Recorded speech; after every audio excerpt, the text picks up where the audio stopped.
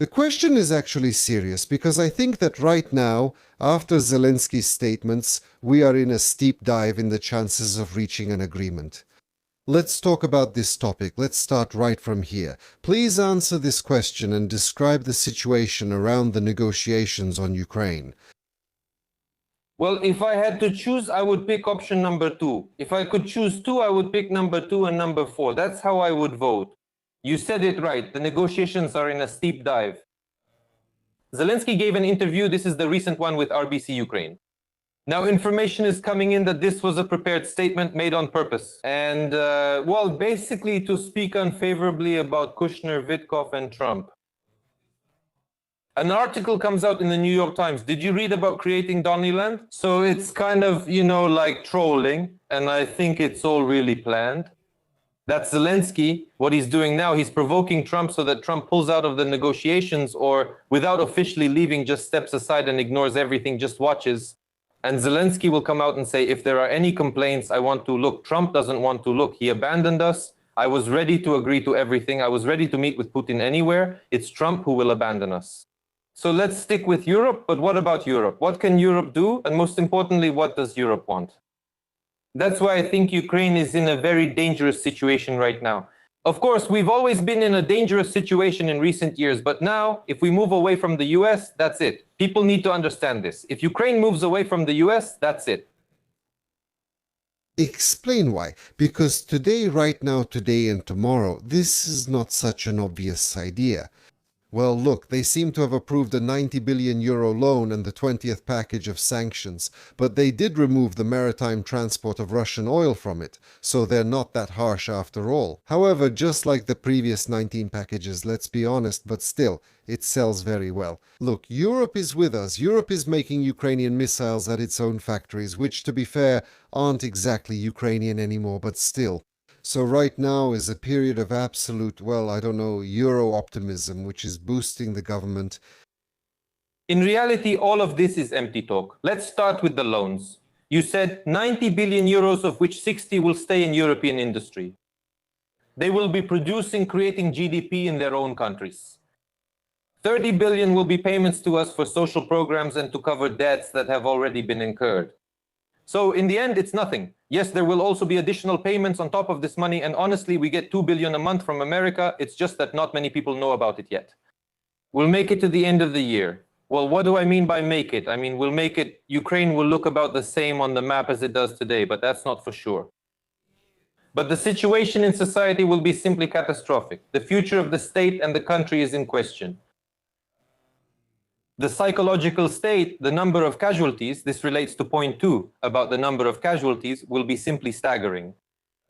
In the summer, Putin's strikes will target water infrastructure, gas infrastructure. What kind of winter will it be? It's like some kind of terrible nightmare. If we start talking seriously about this and imagining things if nothing ends, that's why I wouldn't pay much attention to this loan. Well, life will be like it is today, only getting worse every day, just like throughout the whole war. And then what? Sasha, the question is, what's next? What's the main thing? This loan ends, let's say, and it wouldn't be enough for anything. And then what? What will happen on November 1, 1927? Look. The midterm elections, Trump loses badly.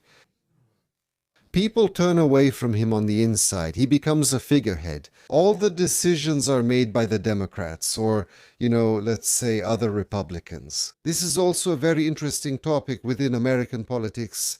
I don't know if MAGA will be there. Because, let's be honest, Trump is criticized both by former MAGA supporters whom he pushed away and by the Democrats. And here Zelensky comes to Congress again. They fawn over him. Remember those scenes? He gets a standing ovation. He gets tranches allocated to him. Cash is sent in bricks from certain states, still sealed by the banks. The Medici, now the new Medici, are calling each other, figuring out how to cover things up, where to cover up. Yes, the territory might become smaller. Yes, more Ukrainians will be killed. But the resilience, the strength, it will be justified. And all Ukrainians will be told, look, you see, Zelensky has won again. Almost like Orban. Actually, we'll talk about this in more detail now. Today's story, I don't know, it's like some guppy fish in the comments. These so-called experts over there. Oh, come on. Magyar came out today, the Hungarian, and said, I'll be there on May 9th. Basically, it was Orban who kept blocking and blocking and then unblocked it. And under Orban, Ukraine started this friendship today. Slovakia will get to them tomorrow, it's oil, and the Hungarians too. So it was kind of a game with Orban, specifically Orban with Orban, and of course the European Commission. That's it, you understand? Well, Magyar isn't really involved here, you understand? But everyone says, well, Orban is already gone. But Orban is actually still working, so it will be the same with these relations with the Americans. You understand? And here we go again, Zelensky is on top. Ah, he won. So this is another victory they're showing us, inside the US. Zelensky's victory. No, nobody in the US is saying that. And I'll say more. Zelensky is not a player or a side in the fight against Trump. He just represents it for the media, yes. But there are completely different people behind him. The ones who celebrated Magyar's victory. Hillary Clinton, Soros, Obama. That's right. And on the other side, Trump. That's who it's between, and common sense. You understand? Conservatives. That's who the fight is with. And Zelensky just embodies it. And in the media, he kind of leads all of this right now. Let me tell you about the midterm elections. Let's look at both scenarios. First of all, so that the viewers understand correctly. Within a couple of months, things will start happening, especially in the summer, that those who today think that the Democrats are winning easily, that it's already a done deal, they'll have to get a little uneasy, so to speak, and start having doubts, because there will be powerful blows dealt to the leftist camp, meaning the Democrats. Trump's team has a lot of trump cards. It's just that there's no point in doing it today since the elections are on November 3rd. It's too early. Let's imagine, as you said, that the Democrats win, for example. That can't be ruled out either. They won. But among the Democrats, many also can't stand or respect Zelensky. Let's skip that as well. Suppose they began giving money again, as they did in Biden's early years. They don't let them lose or win, but everything just kind of goes on. So, Sasha, what happens next? So what happens next? There are fewer and fewer troops, less and less territory. You see, the worst thing is losing people, but we can't forget about those who stay alive. Their mental state, their health condition, just look at these statistics. More and more people are using antidepressants. More and more people are turning to psychiatrists. It might not seem like a big deal today, but if you talk to doctors, they'll tell you that this will have very serious long-term consequences. And one more thing, this is actually very important, disillusionment with the state. That is, the people who live in Ukraine today, the majority of them, they don't even think in terms of even what I talked about on my streams, like let's do reforms. They just don't care about any of that anymore. They say just open the borders and we'll leave. I don't know if they'll actually leave in such numbers, but some polling has been done, and I can tell you 45 million will leave right away. If the borders open tomorrow, 45 million will leave right away. I can't say how many would return in 6 months. I'm just saying how many would leave.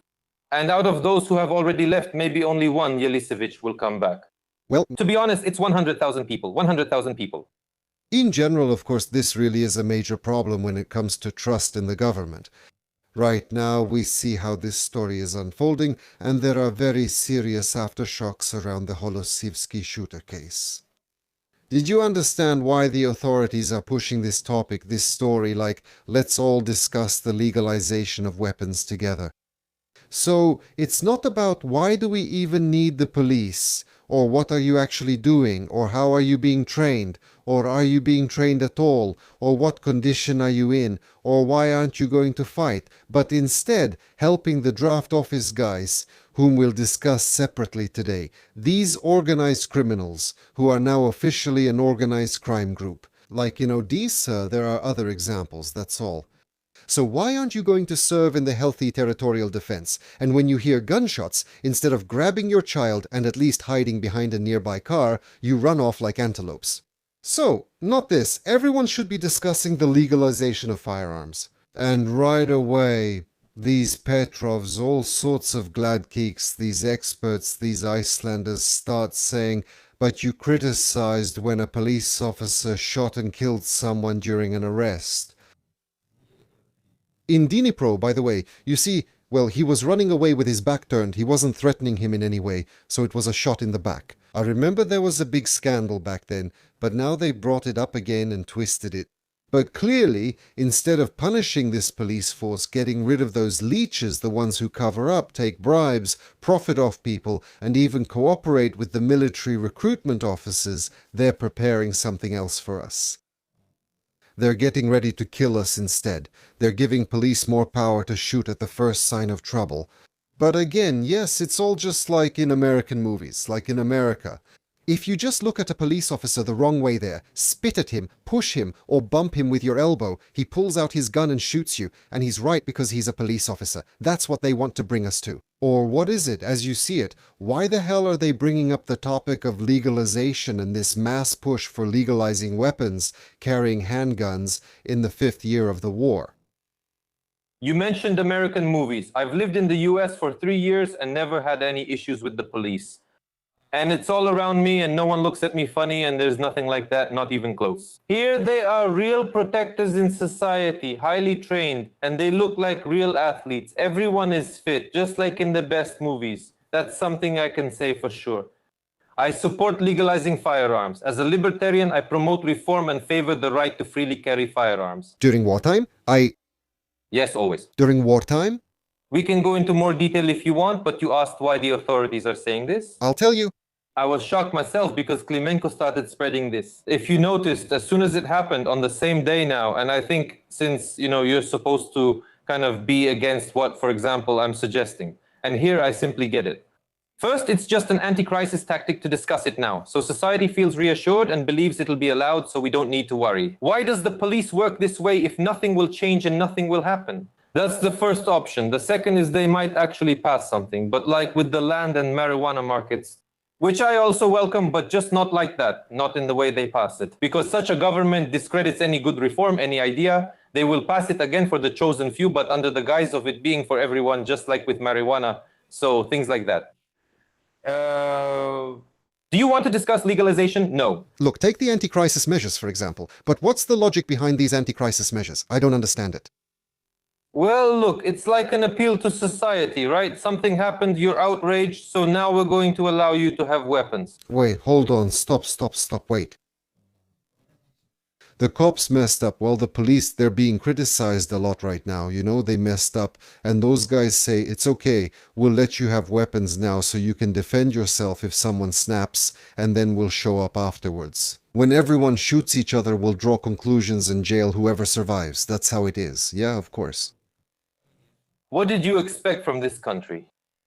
April 22nd, we're live with you now. Tell me, who was held responsible? Zhukov?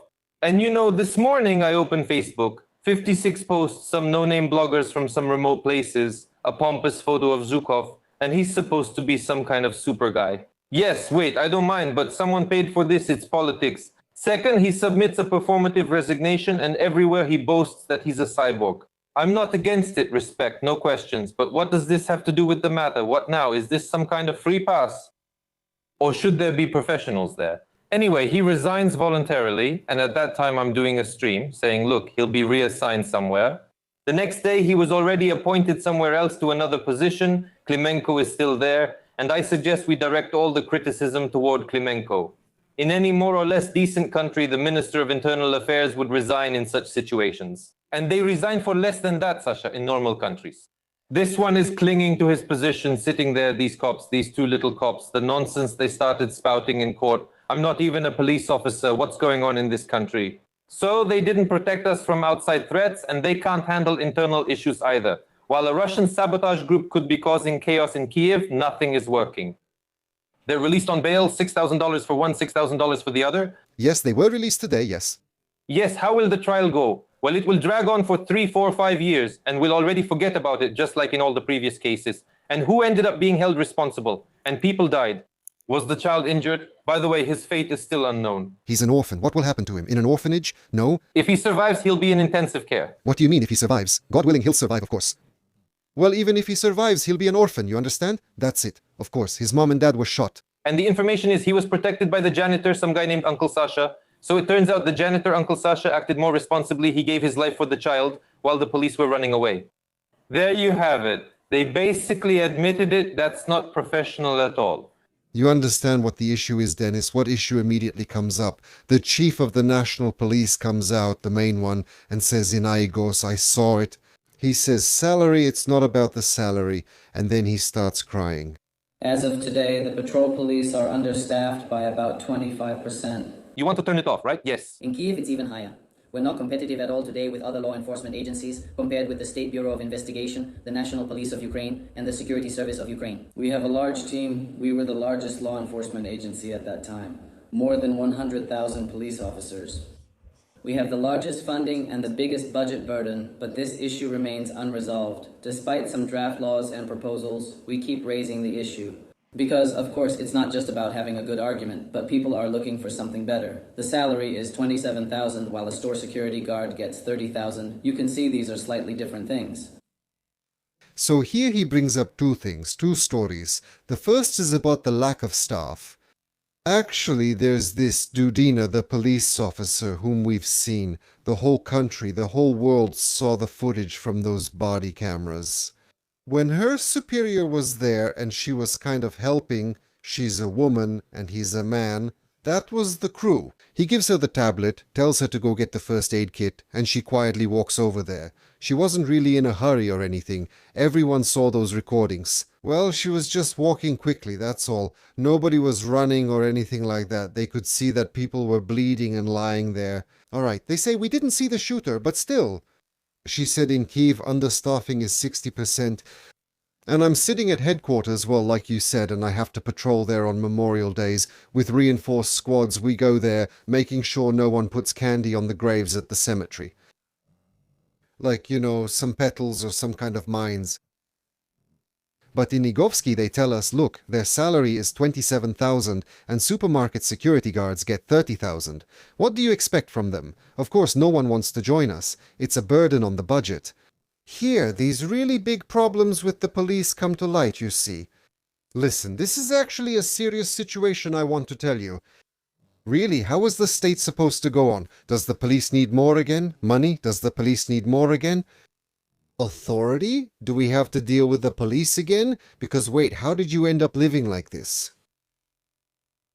Sasha, there couldn't have been any other answer, and it really annoys me because throughout my whole life in situations like this, we always see a dumb Soviet-style response, in my opinion. If you're managing people, you go to work, you don't have the resources to do your job well, you put your resignation on the table and go manage a private security company if you like that, if they'll even take you there. Or as a welder or whatever, or a taxi driver or a professor if you're capable. Period. These stories about keeping your ass there for years, I ask people to pay attention. I'm not ready to cite figures right now, but it's absolutely certain that the Ministry of Internal Affairs budget was significantly increased last year, and it will be increased again next year. And the ratio of police officers and budgets to our population is like in a police state. There's no such ratio anywhere else in the world. That's what's going on. Then they come out and try to tell me fairy tales. It's not like that at all. And there's no need to give the police more authority here. These protocols work in all normal countries. There should be training. There should be training. There should be... I'm not saying that 27,000 hryvnias is a normal salary. That's not a normal salary. So you just admitted how you manage things. But you understand, when those police officers entered the courtroom, I'll be honest with you, honestly, up until the moment they opened their mouths. When she started telling all those things, I had a question. Then don't go work there. Do you realize police officers always risk their lives? You see, Sasha, then the human side takes over. No matter how well you're trained, you have a bloody child lying there and she's barely moving. They're idiots for wanting to put the tablet back in the car. I wouldn't care about the stretcher with so many injured people around. And the most despicable thing I'll tell you again is what that cop said about the budget and everything else. You saw how some public speakers started doing damage control, right? They came out and said, well, if you were in that position, go and free the hostages yourself. But what do I have to do with it? If that's your job and you get paid for it, why are you shifting your responsibilities onto civilians? That's how a Soviet-style state always works. The one who doesn't make any decisions is always to blame. The dodger is at fault. Why didn't you do anything? Go take Zelensky's place. Look how bad he looks. Then go and neutralize him, that terrorist. When everything is shifted onto you, that's it. That's a verdict. Because then what's the point of the state? That's my question. And why does everyone pay taxes? That's the question. And there's no answer. And why is there no answer? There's no discussion. Of course, who else? But during a discussion, you could end up saying some unpleasant things, about Zelensky, about the authorities, about the 56 managers, about how the country is being run. There's one more nuance I'd like to discuss with you regarding this situation. It's definitely a very painful situation, and it's a long-running one. Not because there's something people will say, you're just sitting there talking about nothing again. No, we actually have new details coming up every day. One day it seems like those cops were arrested. Then today they were released on bail. Then these officials in uniform come out with briefings, the ones who are afraid for their positions. Because, well, their deputies are breathing down their necks. We shouldn't forget that it's like a jar full of spiders. They'll make a show of firing some chief unless he steps down on his own, like this Zhukov. Although he didn't go far, now he's an advisor. He left, but stayed on as an advisor. Look, who do they have there? Of course our deputy. He'll be acting for a while, then become the full chief. Well, that's normal practice. Everyone there is rubbing their hands. It's also a contentious situation. I want to highlight one nuance about this situation, the heroic act involving the child. Today's broadcast is, of course, about Uncle Sasha. It's really something. But I'm very grateful to the viewers, first of all. I have this kind of intimate atmosphere in the Viewers Club. And people right there, they really paid attention. They watched this segment from the Kiev TV channel about this janitor who loved kids, planted little fir trees there, gave out candies nearby. He had a cat, and now the whole building feeds it. In general, they don't let it go hungry. He was a good man. No. But he was obviously older, but in some of the photos that the residents of this building collected of this janitor, he's in uniform. And a very interesting assumption came up. The uniform fits him, but that doesn't prove he served. Still, he might have served at some point. Well, everyone assumed that this could very well be someone who'd gone AWOL, whose term just ended, and that's it.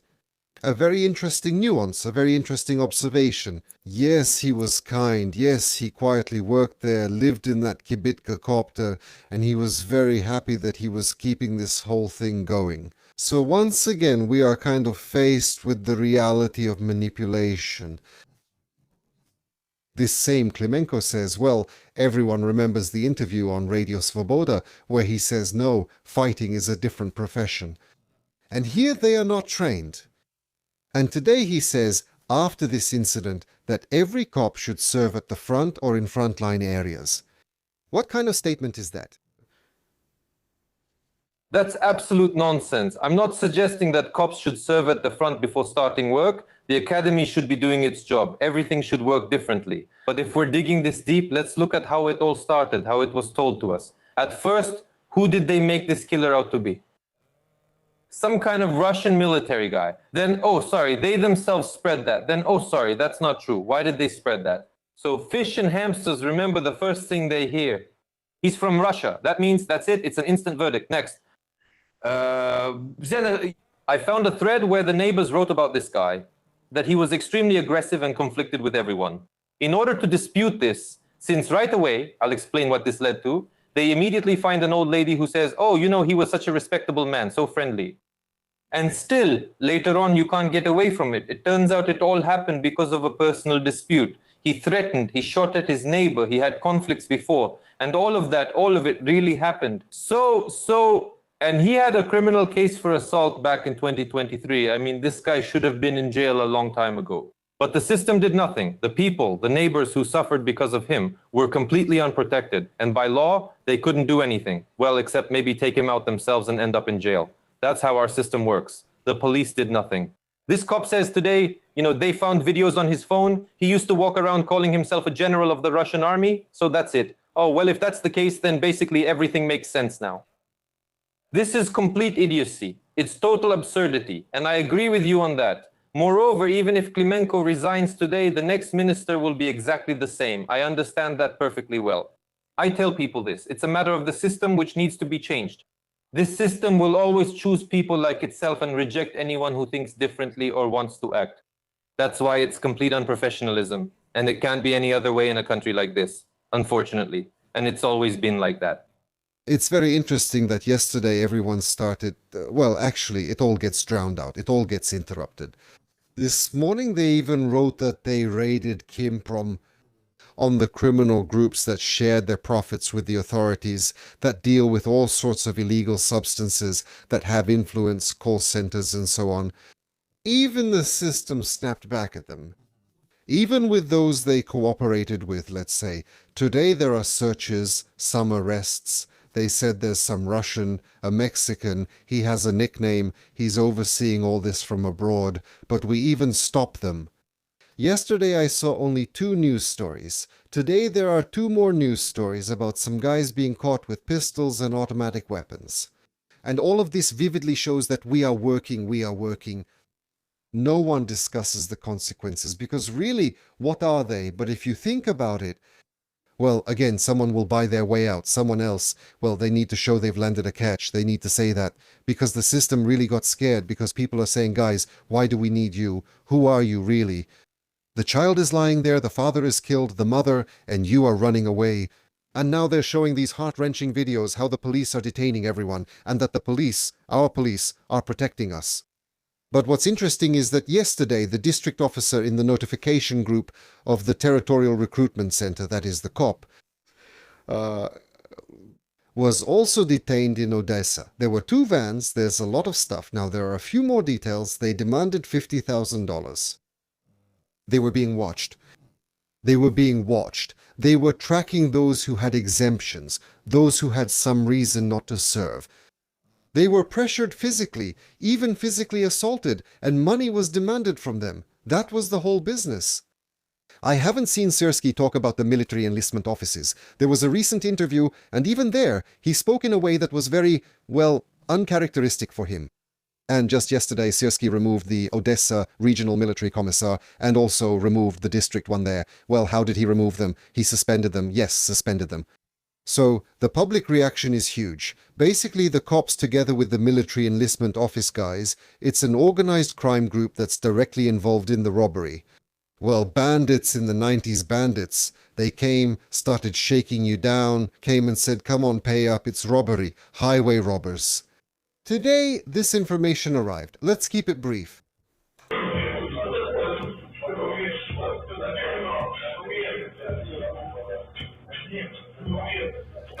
So what's happening in the video right now? This is a trashed entrance, completely trashed. It's terrible. The city of Kharkiv. So what's happening there? Military enlistment officers, yes, with some people in civilian clothes basically, are pointing a weapon at a man's head, demanding that he give up his deferment. So that, well, basically, so he has to go to the front. Murderer.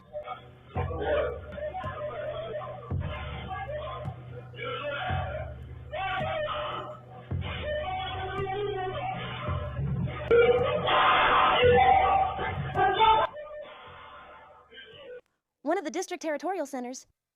Well, look, here the girl from the SBI talks for a long time. The SBI conducted the investigation.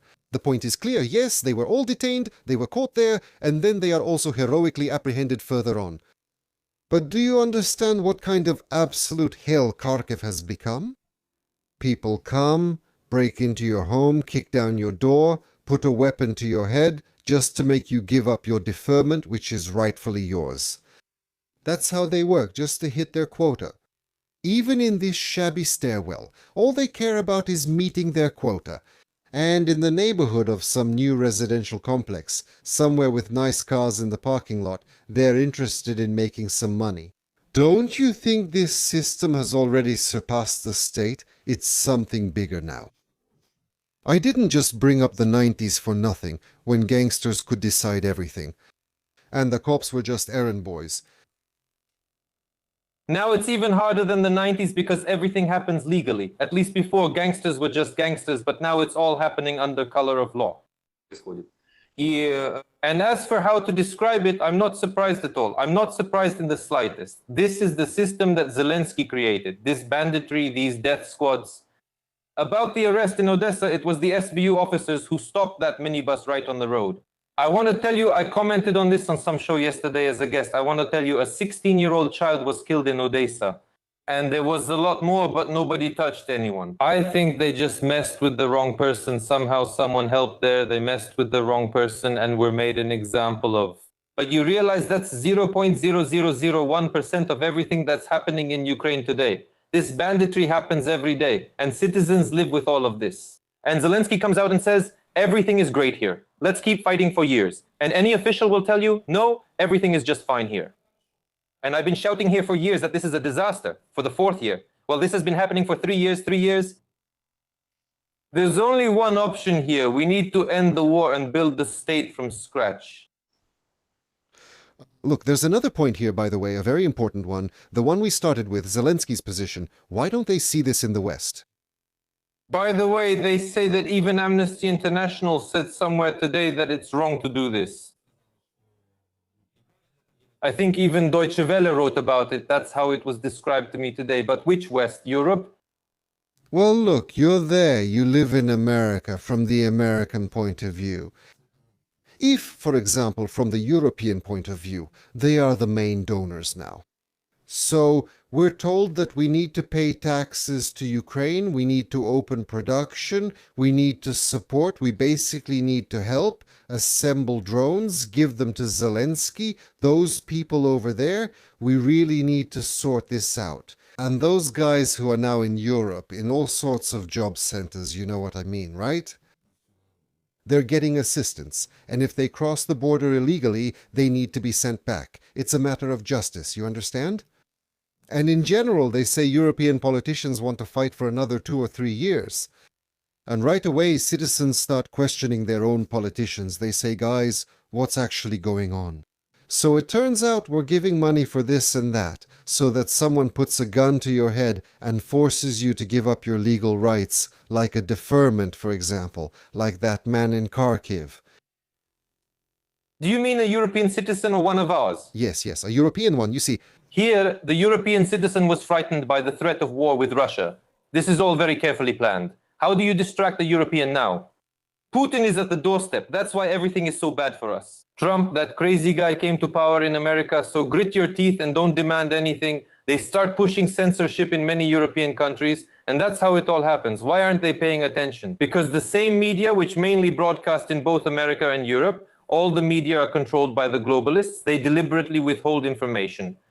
But in America, all this is being discussed. But the thing is, Americans don't care about Ukraine. And honestly, if I were in their place, if I was born here, I would do the same if I had nothing to do with Ukraine. I have no complaints about that. And Europeans, if you're listening, we're discussing this now. If Belgium's chief of general staff says Ukraine needs support until 2030 because we can't manage certain things in time. That's it. They gave Zelensky a carte blanche. That's exactly what's so terrible. Why do I now despise these European leaders? Do whatever you want, steal as much as you want, but fight against Putin until the end, until the very last. And he, the arms baron, travels around making deals, buying cheap drones while the people pay for it. And I just have to stay in power and make money off all this. As if drones are just a business. Ukraine. Budanov. An alternative from America to what's happening. And is it true that they're planning to remove him? Ukraine, I won't comment. I know that their relationship with Zelensky is very strained. I was told there was even a conflict, or there is a conflict going on. I won't comment on anything else. Ukraine, so why?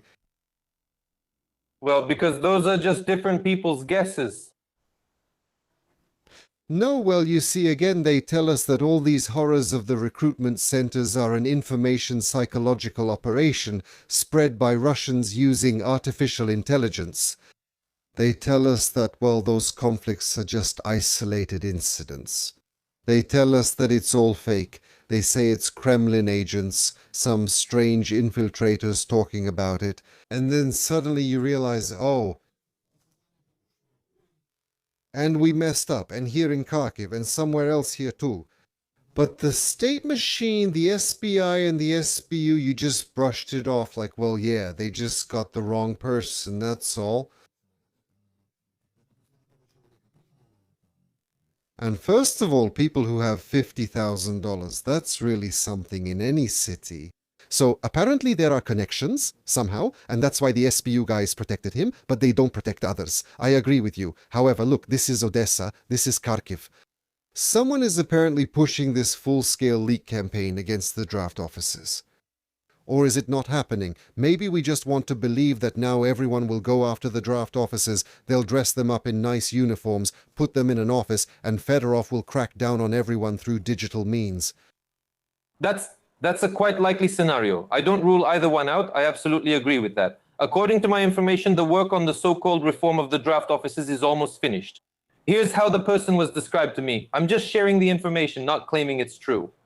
The task is to remove these videos, to get all this off the streets so that it doesn't appear in the press, because it really has already reached a critical point, basically. The next step would be a full-scale civil war. But everything that will happen, legally speaking, will be behind the scenes, without any van roundups. It will be as tough as possible. So, as I see it, all Ukrainian men who don't go to the front will just become criminals in their own country. But who will do that? Real criminals like Zelensky will turn every Ukrainian man into one. And of course, that's just more of the same nonsense. You see, there's no life anyway. There's no life anyway. There will likely be criminal investigations and police involvement, so it will be treated as a real crime. Meanwhile, real criminals will continue committing actual crimes. You see, and again, what have we come to? Basically, just some nonsense. So yes, this could be part of discrediting, like, look, we finally saw it. Oh, what lawlessness. Now we've arrested them all and we're going to disband them completely. Well, it's all so obvious to me. I don't even know why I have to explain this to people. It's all obvious. It's all dysfunctional, terrible, and it all needs to end. We need elections in this country. Elections as soon as possible. Did you see the match yesterday? Dynamo played someone in the West, in Ukraine. I think it was Niva from Ternopil. Maybe the match was in Ternopil with Bukovina from Chernivtsi. Doesn't matter. 14,500 people at the stadium. 14,500 people in one place, but you can't hold elections. So if in certain Western and Central regions, I think, and in Kiev you can hold elections this way, and in left bank Ukraine electronically or in some other way, let's do it. Let's hold elections for a month. But let's still hold these elections. No, you can't. Concerts and football are allowed, but not elections. Well, look, here's the thing. Who will the residents of Western Ukraine elect for us? To be continued. No, everyone will vote. My point is, if 15,000 people can meet in Western Ukraine, there will be fewer at any polling station in any city there. To be continued. No. I understand that you're talking about plain truth. You're talking about the situation. Western Ukraine shouldn't just elect a president. All citizens must vote. So you understand that Western Ukraine will choose. Why? Because those who left, in any direction, it will affect them very minimally. There won't be any lines. Especially, I think it's quite likely, and that's why they're spreading this idea that if you left the country the wrong way, or if you showed up somewhere abroad, they'll come after you. Now, seriously, these government spokespeople come out and say that German police will come, block everything, and basically deport all Ukrainians to us. Can you imagine? So, it's clear that in this situation, let's be honest, voter turnout will be lower. But he doesn't even need it, because people abroad support him. First, they can fake it there, and second, it's obvious that even though people go out to rallies and there are flags, well, basically they demonstrate and shout slogans. But when it comes down to the elections, it's unlikely that he will have much support abroad. Everyone is completely silent about Russia and Belarus. Yeah, I mean, only Russia made a couple of statements saying, let's organize something here too, so that we can also hold it. So it turns out that it will be the western part of Ukraine that will be voting, it seems. That's what you think. Well, look, I'm just looking at everything that's happening from a logical standpoint. And what about Western Ukraine? In Western Ukraine, in Lviv today, they unveiled a memorial plaque to Dzhokhar Dudayev. Moreover, the absurdity isn't that it's Dudayev. Obviously, that's all about ideology, politics, propaganda. Yes, people can have different opinions about Dudayev. For example, Pugacheva, as you see, respects him. Some consider him a terrorist. Others see him as a fighter, a revolutionary. He really was in Lviv? Well, I mean, this figure was in Lviv. He studied at a Soviet military school. So Lviv, which has been decommunized through and through, ends up putting up a memorial plaque for Cadet Dudayev, a Soviet cadet, right? So the plaques to the Soviet soldiers who liberated people from Hitler were taken down, but for the new Soviets, well, the right kind in the end, they put one up. Of course, all of this will keep simmering there. It's all part of the pre-election story, and the rhetoric in these elections will become even more deeply nationalistic. The question is, who in your view will run in these elections? The candidates? Yes. It depends on the election, Sash. Trump gave Zelensky a clear condition. There are dates, mid-June. He is expected to announce not hold elections in Ukraine on those dates. Let's see how he does it. Apparently, he doesn't intend to. He wants a confrontation. We've discussed this today regarding Western Ukraine. I think Lviv is a good city. Yes, a huge part of the citizens of Western Ukraine are nationalistically minded. This is a disaster. This is Ukrainian nationalism. This is the downfall of Ukraine. Let them put up whatever monuments they want. I won't stop them. My only request is that they don't tell us how to live or name streets in Kiev, Kherson, or Donetsk. That's the idea. I don't go to Lviv and dictate their lives. Why do I support federalization? Each region has the right to live as it chooses. Maybe that's the problem. Is it a national issue? That's the problem with Ukraine, Denis, from the very beginning. Because, for example, they chose Yanukovych from Donetsk. But he wanted to curry favor with the Western regions. He built roads there, invested money over there. He tried to be closer and more familiar to them over there. No matter who we chose, they all seem to gravitate there. There. Do you understand? But no one came and told us. I mean, they would come to the east and tell us, now in Kiev, our bridges are named after Shukovich, Bandera, and others. Do you understand? Heroes and figures in Odessa. Bandera has nothing to do with Odessa at all. But nevertheless, they are imposing the idea there that he is a hero. They can tell their stories, but others aren't allowed to respond. Maybe that's the problem, that everyone, all these Russian speakers are so shy. They just nod their heads and agree, and they say, well, we just want honesty. But it's unfair to other Ukrainians. Maybe that was the problem from the very beginning, even before the war, even before Maidan, that bloody one. Yes, we have many problems, but I won't divide citizens like Zelensky does. I won't play along. I don't separate Ukrainian and Russian speakers. I know both languages well. The question is different. The question is that people in Ukraine have never voted for an idea. Why did they choose Yanukovych? Because they were disappointed with Yushchenko, and Yushchenko sold everything to Yanukovych. For a tall, broad-shouldered, handsome man, that's how people voted here, not for Yanukovych's ideas. And the influence of Soros, you see, that's what we're talking about now. Soros is behind it. He helped Yushchenko become president. He helped Poroshenko become president. And it turns out that everything is decided behind the scenes, or they just give us the candidates. You asked who will run. With real democratic elections, you'll be surprised by how many candidates appear. I've said this before, so there's no need to wonder. Then there'll be nothing to discuss. It'll be like Russia. One president for 30 years, who else but Zelensky? Now he's in his 8th year as president. Elections are necessary. You're ignoring your own logic and overlooking the 2 million men who don't want to go to the front, who have suffered because of the military recruitment centers. They have families. As for the diaspora, no matter how many strange people there are also many who are against Zelensky. They might not know what they support, but they clearly oppose Zelensky. So that's millions, millions. And it's exactly them, Sasha, who will vote electronically or in person because they want revenge. I would even put it that way. Let's finish with a few more questions about America, because then we'll move on to viewers' questions. Write in, dear friends. Thank you so much for watching. Don't forget to like and subscribe. Denis! But that's the whole story. And all of this became possible because the US got involved in Iran. And over there, everything is just dragging on, not really going anywhere. The ceasefires are being extended indefinitely. And there's actually a major geopolitical standoff around the Strait of Hormuz. Iran is acting this way because, well, first of all, yes, no doubt about it, it's a nation, it has a 1,000-year history, but there's also support from China. It all makes sense. The Chinese understand that they're next. Everyone says Russia is next. No, they're next because the US is now taking control of oil, straits, all of that, basically resources.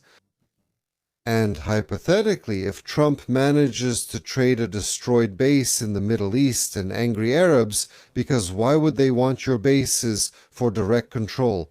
And, well, this kind of rebirth of the petrodollar would suit Trump just fine. He just wants to spend less, and that's good for him. He acts the same way with NATO. So we understand the geopolitical and strategic logic is clear.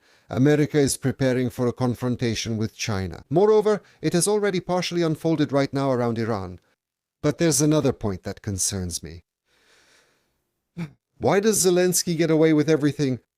Like when Zelensky says, "We don't need these Witkoffs, Kushner, they need to come to me." No need to make a fuss. They're the ones who should do it. They're the ones needed. And what about America? Well, America got stuck in Iran, they're dealing with it, the Iranians are boarding, then the Americans are boarding, then the Turks take over. They're working with the Pakistanis to organize elections, but have their own issues there. And while they're messing around over there, we'll be handling our own business with the Europeans here. That's why I'm here for the long haul right here, and basically what's happening in the country. Why isn't America responding to this rudeness at all? Why is there no response? Why hasn't Trump responded personally? He could have spoken out. He knows how to write. On Twitter, on X, he looks good on his social media. He can lay things out well. Why doesn't he go after him? Where does he get this protective immunity? Who gave it to him? Is it his friends from Israel, even though his relationship with Netanyahu seems strained? I don't know, maybe it's London, the Crown. Who is it? Globalists, the Rothschilds, friends, well, sort of Macron's former patrons. Who issued him this safe conduct? Israel is not involved in this at all. The idea that Israel supports Zelensky is a myth. Actually, it's the opposite. So, about Zelensky's protection, it's those same globalists, and here the midterm elections have an influence. Trump is naturally involved in politics. He can't stay out. If he starts doing what you mentioned, believe me, he wants to. I also know what's being said off the air. They just sincerely hate him. It's like they're giving free rein to those same globalists before the elections. Do you see what Trump is doing? Did you hear how Zelensky, as always, chimes in? Trump has basically taken Putin's side. Everything is being done on purpose before the elections. And here CNN picks it up, and they turn it into a political issue. But if Trump now goes, "Come on, scoundrel, all your entourage under arrest, sanctions, and so on and so forth, you have to go," he'll write it on his social media. Then I'll say, look, he's abandoning Ukraine, a country we've invested in. He's basically allying with Putin. This rhetoric has already started. All right, wait, but what's so scary? Hold on. America is lifting sanctions on Russian oil. Then they extend it. Even though for a couple of days everyone was doubting. Will they extend it? Won't they? America has big plans for the North. For resources, for rare earth elements. This spirit of anchorage would disappear and then come back again. Now it seems like Russia is saying again, well, we're waiting for the right opportunity. So it's about coming back again, so to speak. I mean, look. Russians and Americans have plenty to do together, and the payoff there is good, and in principle, they're ready to do all this and take action. But there's this pebble in the shoe called the war in Ukraine, where Russians are dying, Ukrainians are losing their statehood, dying, and everything else. So why not shake out this pebble, the green one? Well, it will happen. The only question is when. Again, on every broadcast, it's let's wait, but let's wait until mid-June before this ultimatum was set. Besides, you started with Iran and the US with this war. That also has an impact right now. Now, Witkov, Kushner, and Vance were already sitting on the plane. And then this plane flies not to Islamabad, but to Washington. Everything is constantly changing. Now, information is coming in that negotiations will definitely take place by the end of the week. There will be some kind of response. It's a very complicated process. And I always tell people this on your show and everywhere. Everything in the world is very complicated right now. Things don't work like they do in movies anymore. Not in Ukraine or Iran. It's complicated, so we'll have to wait and see. I also want to say many people don't understand Trump. One day he says one thing, the next day it's different, then a third thing, and sometimes there's no comment at all. If Trump says something and doesn't do it, says something and doesn't do it, then when the time comes to act, he'll do it as harshly as possible. The one he comes down on won't be happy about it.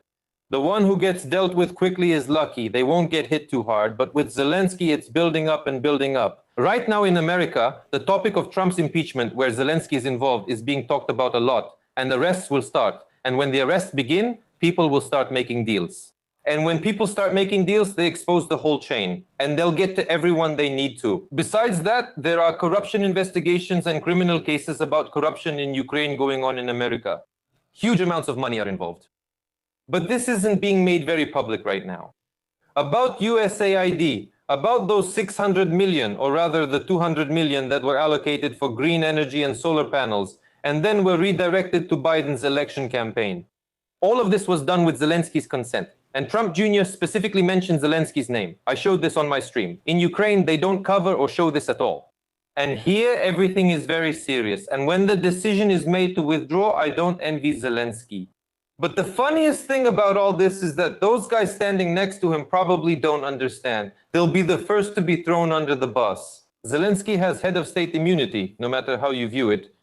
No matter how much I consider him illegitimate, he still has the immunity of a head of state today, but those guys don't have it. And they won't have it. Yes, friends, let's sum up the results of our poll today. So, imagine you're at the final settlement negotiations. What's more important to you? In short, you're making this decision. You're there at the final round of talks. And something also depends on your opinion. And here are the results. 4% is reparations, guarantees for the future, like I'll come back and some decision will be made there. But I'll tell everyone, guys, well, it was accepted as it was. But here you'll have money, reconstruction, projects. So that's 4%, 6% is just for territories. Like territory is the main thing. I'm sitting at these negotiations. No, we can't and won't give up the land. 12% is personal security. I mean mine, the person who is taking part in these negotiations. And the fear of a riot. I mean, I'm afraid that I'll come back and people will misunderstand me. And that's the main thing for me, how I will behave during these final negotiations. Well, and of course everyone is very humane. And that's great. These are the casualties of continuing the war. I mean, we have to think about how many more people will die. Do you understand? Well, again, why do people vote like this? Weighing things throughout our broadcast in the chat. Listening to us, not listening to us. Just chatting in the chat. And in this same chat, we get this result. It seems like they're thinking about some Donnyland or some nonsense, excuse me. Yesterday I made some noise, did a stream. Of course, well, especially like, listen, well, the people of Donbas have been humiliated in so many ways. That's it. Even before 2014, remember? Bandits there, thugs, Donetsk people, Luhansk people, all of that. You understand? And now we've come to the point where this is the place where blood is being shed. Where these huge bombs are exploding. Right? Fab 500?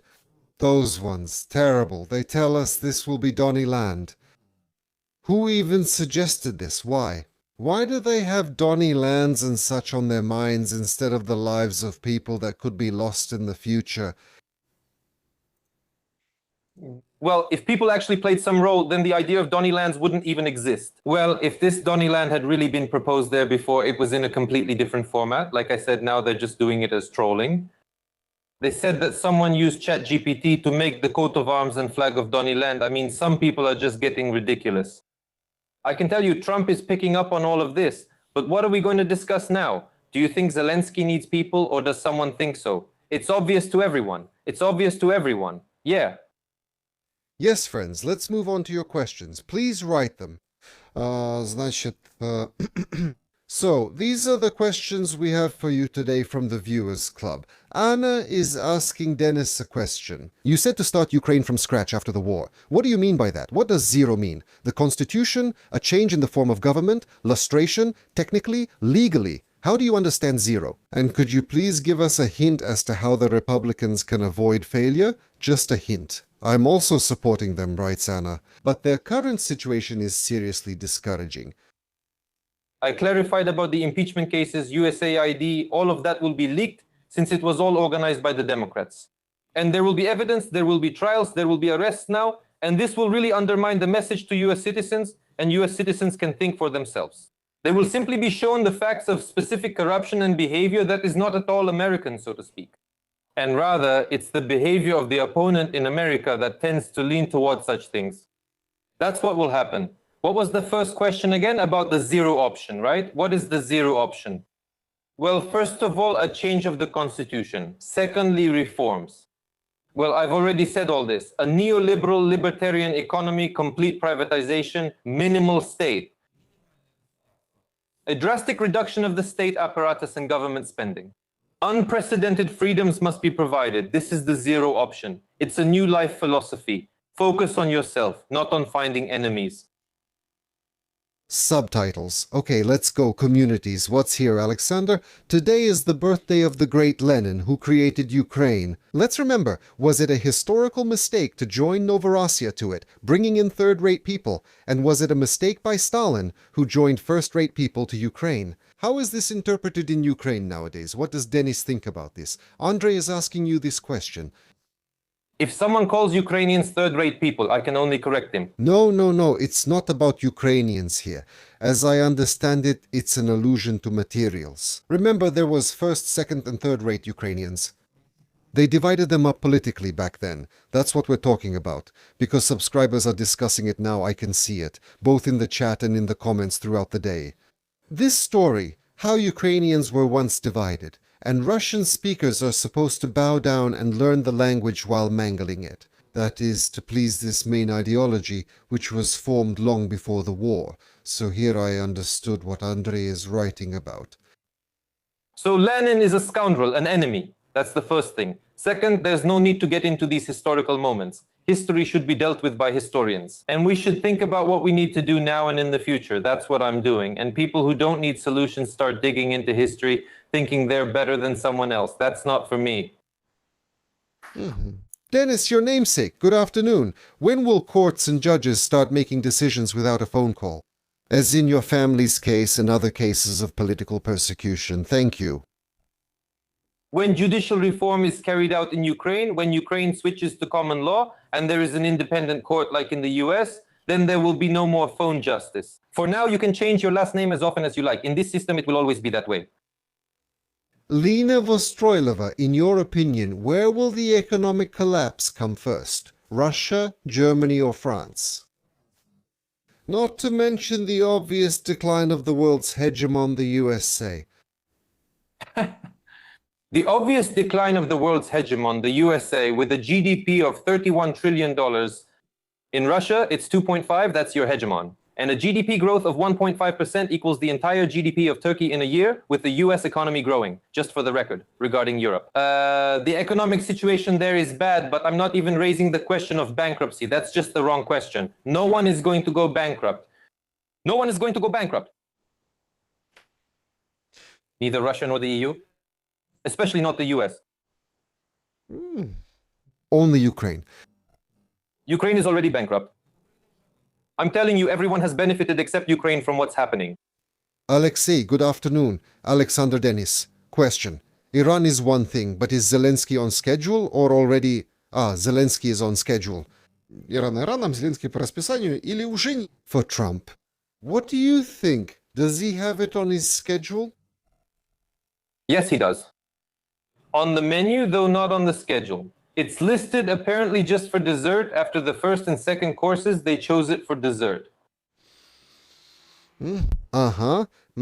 Alexander Kotov? On one of your streams, a subscriber asked a question that seemed silly to you, and you replied, "Another idiot from Russia?" But the question was actually about Europe. It all looked like only idiots live in Russia. I wanted to hear your latest excuses. How were you misunderstood again?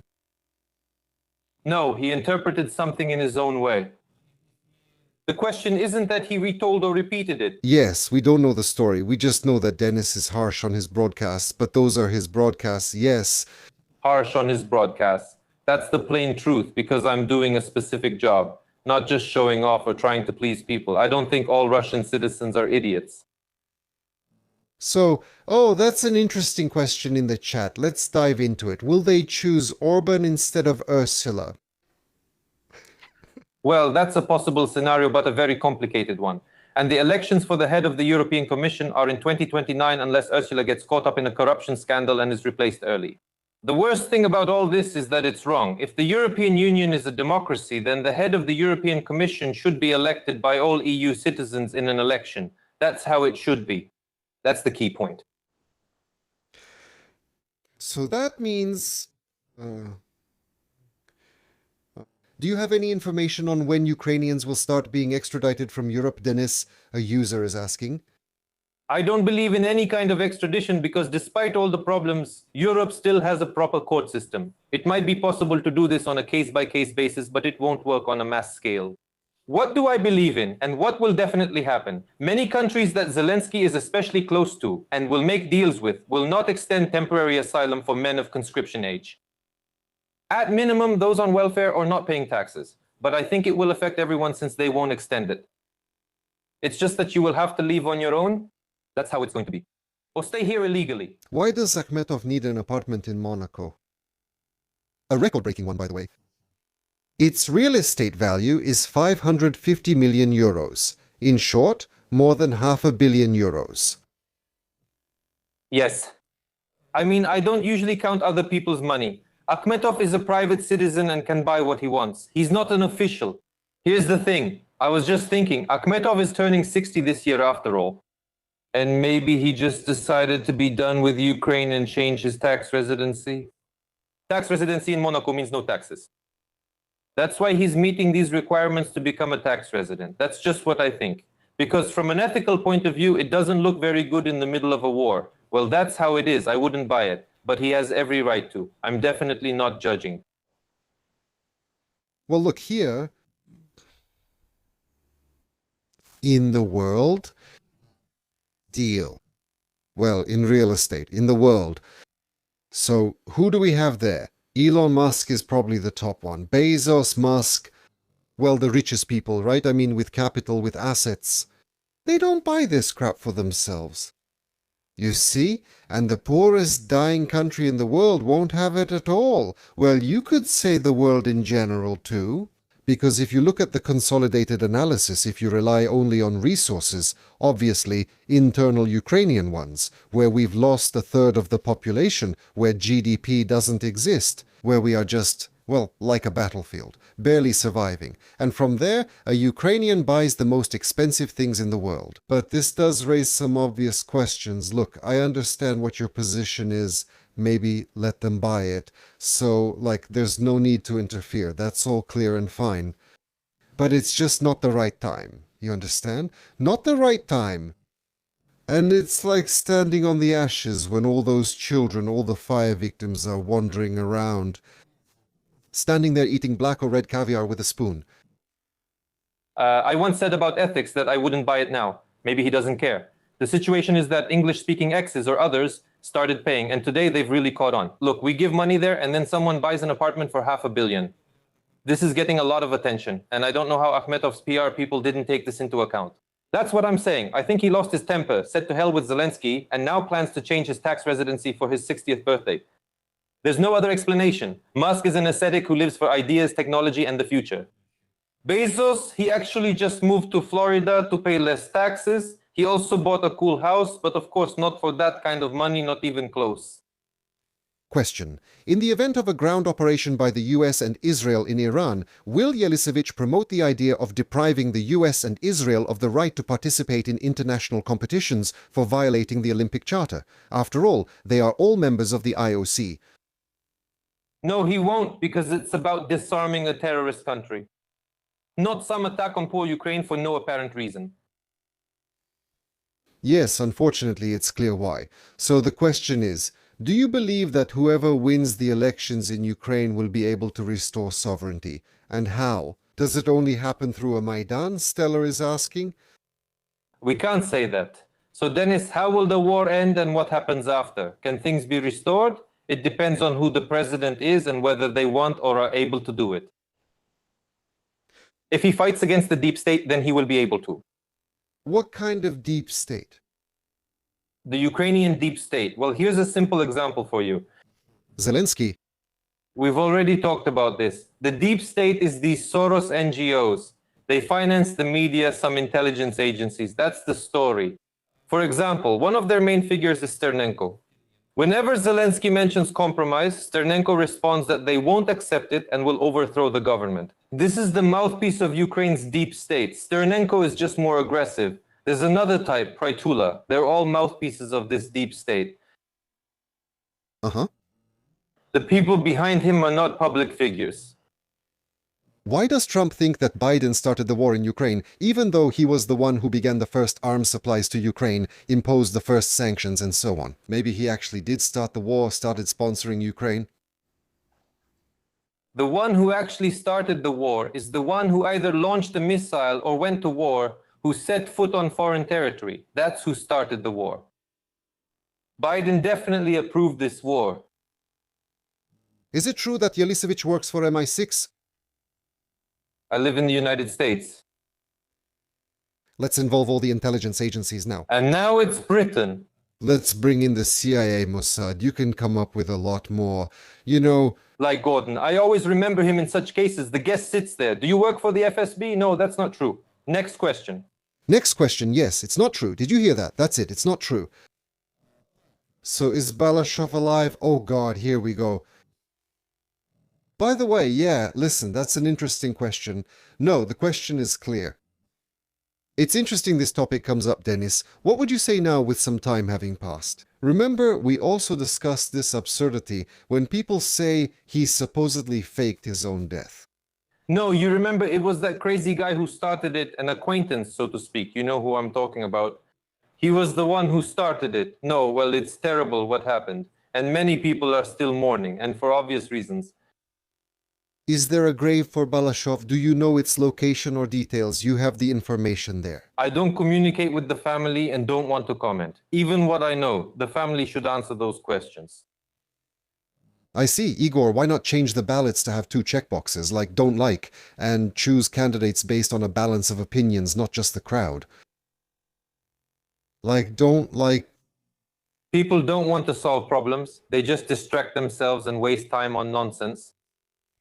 Where is Mindich now? The user asks. In Israel. He lives and thrives in Israel.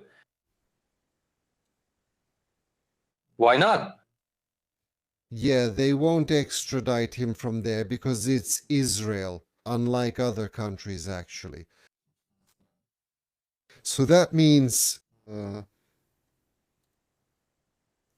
So, why is it different in Iran then? Who fired first? Whose missile landed first? Who was the first to destroy some terrorist state? Semyon writes, what are you talking about? About the fact that Iran is a terrorist state which was attacked for good reason. Well, they shot at it after all. What? Well, they shot at it, it was attacked. At Iran, yes. At Iran, Yes, yes, yes, the first ones. So the US and Israel started the war. of course. Who denies that? Of course. To be continued. So. So, a preventive war. Preventive. Preventive, got it. Special operation. Vladislav, did the SBU organize these raids on the draft offices for show or for personnel changes? Yes, someone might change their mind later, but we discussed that it could be for show, not for show, targeting the wrong person, or just warming up before shutting down the draft offices to show justice has prevailed. People, we are on your side. Well, on the side of the state. Why did talk about Zelensky suddenly stop? Yes, that's true. It's not just the conversations. He disappeared from the public eye. There could be many reasons. You see, when he did appear in public, he would say some nonsense that really hurt his ratings. Or maybe they did it like Zelensky, who barely gave interviews during his campaign. Just one long one with Gordon and a 40-minute session with Ukrainska Pravda, making faces and saying little. Maybe they told Zaluzhny, listen, keep quiet, stay out of sight. If you show up, it's better not to do it before the elections. They tried it, it's better not to. This is the most likely scenario. Yes, friends, thank you all very much for joining our broadcast today. Thank you all for being here, for joining us, for being together, and that despite our different opinions, we're trying to make sense of the situation. And really, what is there even to say? It's like a funeral march over Ukraine, and that music is getting louder and louder. Let's hope that we will get through this moment. Yes, that I will get through it. We'll get over this last pit and somehow shed the excess, but nevertheless, in general, we're keeping an eye on the situation and, of course, happy to comment on it. Subscribe to Yeliseevich, subscribe to Shelest. Don't forget, we're waiting for you on our Telegram channels as well. Dennis, thank you for your time and thoughts. Thank you, thank you. Take care, and I wish you goodness and light.